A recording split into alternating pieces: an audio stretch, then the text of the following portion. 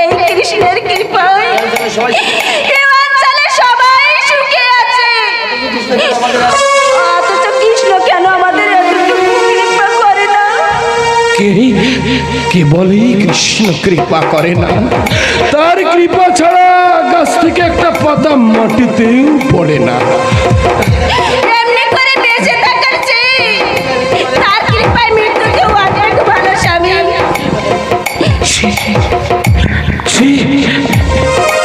মাধবী, একে বলছো তুমি? আমি তো অন্যায় কিছু বলিনি স্বামী। সকাল থেকে এই পর্যন্ত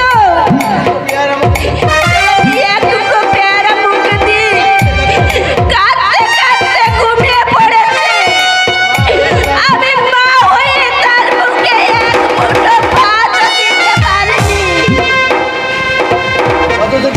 অথচ কৃষ্ণ সখা তুমি তোমার ঘরে যত অভাব, এই গোকুলে বৃন্দাবনে কারণ কি আমার অভাব আছে?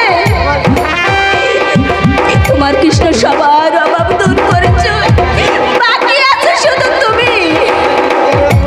তোমার কৃষ্ণ কেন আমাদের এতটুকু কৃপা করতে পারে না? মাধবী, স্বার্থপরের মতো কথা বলতে আছে।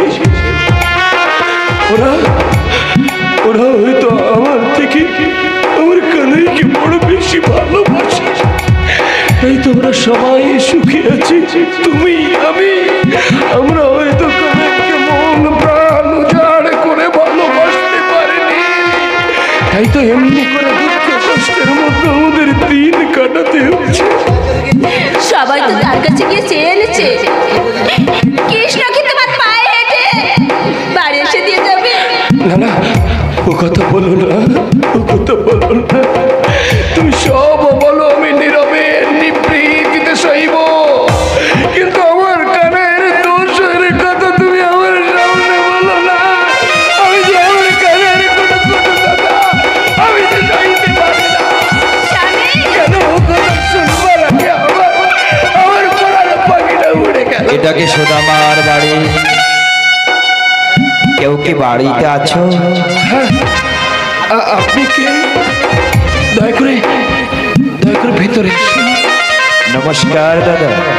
নমস্কার। আপনি কি সুদামা? হ্যাঁ ভাই, আমি সুদামা। কিছু বলবেন? বলবো বলেই এতটা পথ হেঁটে এলাম। মাধবী, যাও, সিদ্ধার্ঘ শীঘ্রই করে পদ্মার্ঘ নিয়ে এসো। স্বামী, আমি এক্ষুনি যাচ্ছি।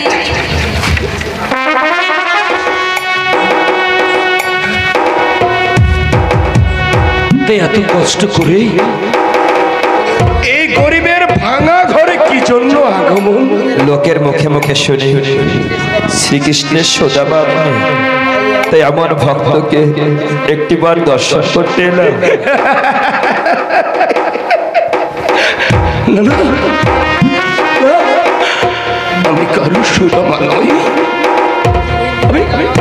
আমি কারো সুদামা নই, আমি রিক্তরের সর্বরায় সুদামার মতো কৃষ্ণ ভক্ত এই জগতে আর কে আছে বলতে পারো? মাধবী,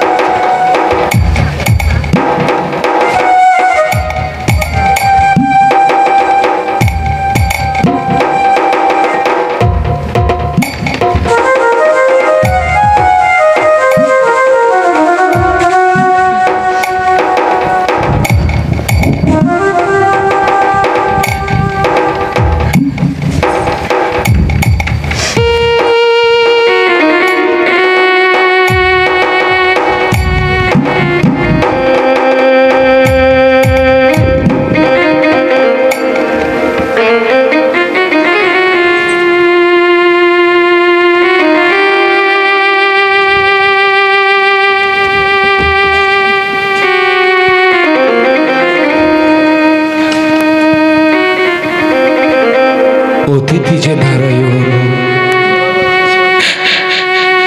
আজ সুদামার ভাঙা কুঠিরে আপনি অতিথি রূপে নারায়ণ এসেছেন।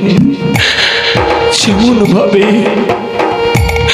অতিথি, সে অতিথির সেবা করতে হয়, তা হয়তো অদম সুদামা পারবে না। মাধবী, আমি জল ঢেলে দিচ্ছি, তুমি সযত্নে নারায়ণের পদ ধৌত করে দাও।